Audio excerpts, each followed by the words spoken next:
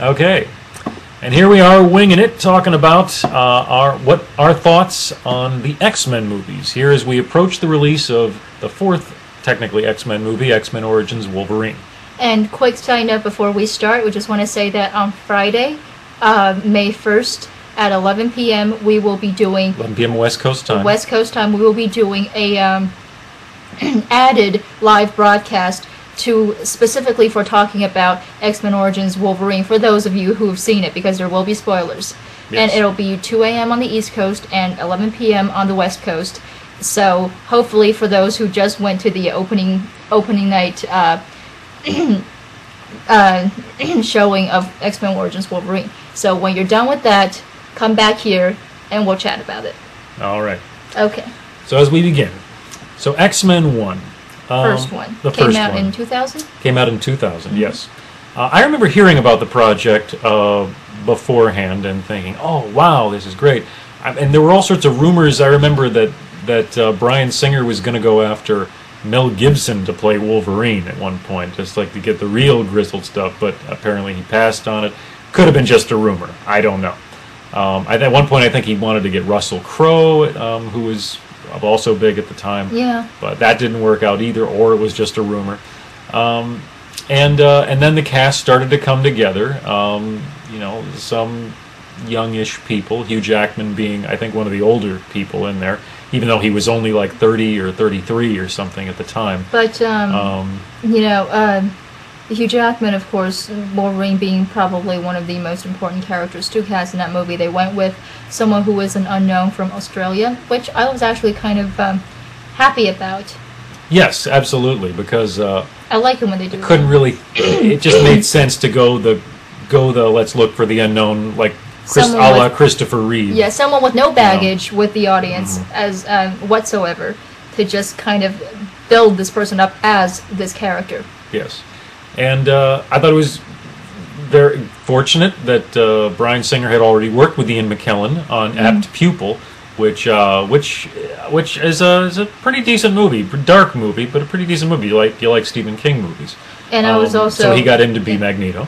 And we both loved Usual Suspects, so you know we're Bryan Singer fans. So hearing that Bryan Singer was going to do X-Men was good news.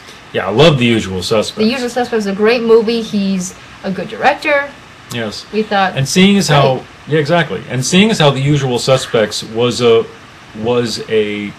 movie that dealt with multiple characters and a fairly convoluted storyline, yet made it all come across, seemed like, well, that's pretty much the requirements you'd need for an X-Men movie, I would think. Perfect. Especially because that's well handled. That's very convoluted when you get into some of the intricate details of all the mutant X-Men history. I mean, that's kind of what kept me away from the books for a while, is because I was like, oh my god, it's everywhere, this Me stuff.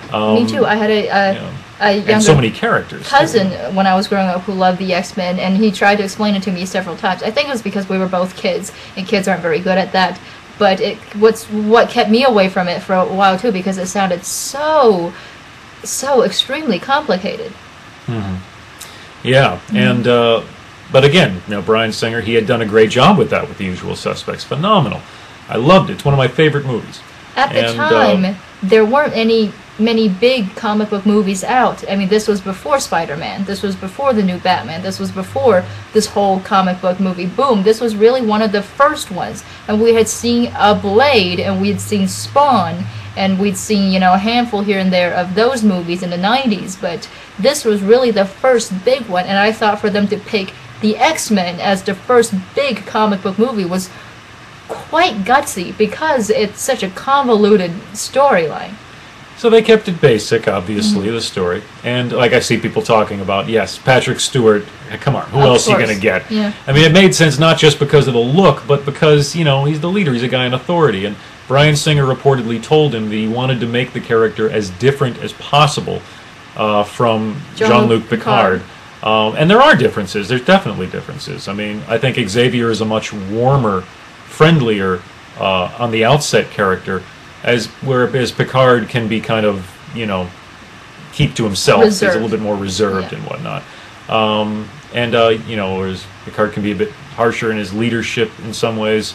Picard is very I mean, I'm sorry, Xavier is very, compassionate and very, and so I think it's definitely there. The differences are definitely there, and they cast everyone. I like James Marsden as Cyclops. I didn't really know him that well at the time, but I thought he did a fine actors, job. None of them Johnson as Jean really Grey. knew. I thought, that's cool. I didn't really, and of course Halle Berry as Storm. At the time, I thought she wasn't really okay, known. She looked like the character at the time. With the younger ones, as long as they looked good, I was trying to keep faith that they will be a good actor and that Bryan Singer knows what he's doing. None of them were really very well known at the time. Yeah.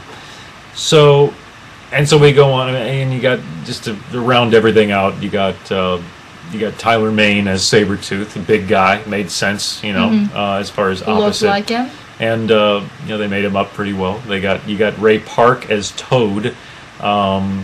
Which I guess worked, although I'm not sure why they went with Toad in the first place. He kind of always struck me as kind of, I don't know, a little silly looking and much shorter and whatnot. But whatever. It's like, he was Darth Maul at the time, so I was like, hey, still Darth Maul. But at the time, it was like, hey, he's going to be in it. So there's that. And Rebecca Romijn as Mystique. Yes. Perfect casting to get a model to do that part. Yeah, and Anna Paquin as Rogue. Right, Anna Paquin as Rogue, yeah. A younger Rogue, and coming into the fold of the X-Men in a different way, which made sense, because it was much more complicated in the comic. The entire history is basically streamlined. And, and then she gets together with Iceman, and not Gambit, at least not yet. The people thought that maybe they would introduce Gambit later on, but not so much, as it turned out. But yeah, so you had all these elements come together, and heard about how Fox kind of actually rushed the movie on Bryan Singer in some ways. They actually cut his time on the movie by 6 months, and they wouldn't give him a bigger budget because, I mean, Batman and Robin had been out. There were superheroes were not. It was 3 years after people didn't Batman know and Robin. Yeah. if they were going to do as well as they had been in the past. So you had so he had all that working against him. And yet, I felt he set up a pretty decent origin movie.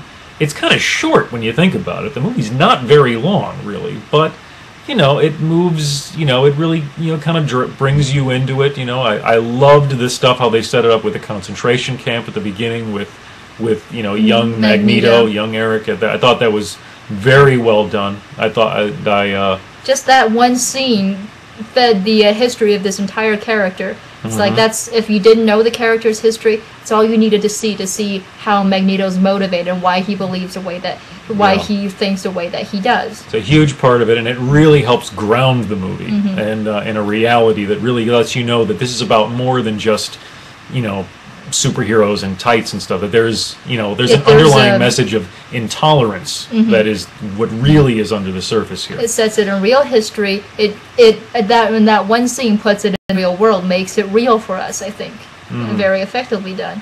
Yeah, and as soon as Hugh Jackman came on the screen and he starts he's unsheathing his claws, he's beating up that guy in the cage match, and he's telling Rogue get out, the truck or whatever, and she's like, I saved your life. He's like, no, you didn't. And he gets and just leaves her there. It's like, it's great. It was like, it's like everyone collectively looked on screen and everyone was wondering, hey, Wolverine. And then they saw Hugh Jackman and his performance, and they thought, he'll do. Yeah, it's like just all collectively. Yeah. He worked out, which was a big part of why the movie worked out. That, and they got some really solid actors in there, older actors playing the older characters. They got, Patrick Stewart, and they got Ian McKellen. It kind of gave the movie, that it legitimizes it when you got Ian McKellen as Magneto. When you got this established Shakespearean character actor playing this character. Costume or no costume, he's Ian McKellen. And Xavier. He's serving Ian McKellen and Patrick Stewart. It just legitimizes it. It automatically lends it a weight of being not just and the fact not just a cheesy superhero movie, but a movie that's worth seeing because you look at all these people in it.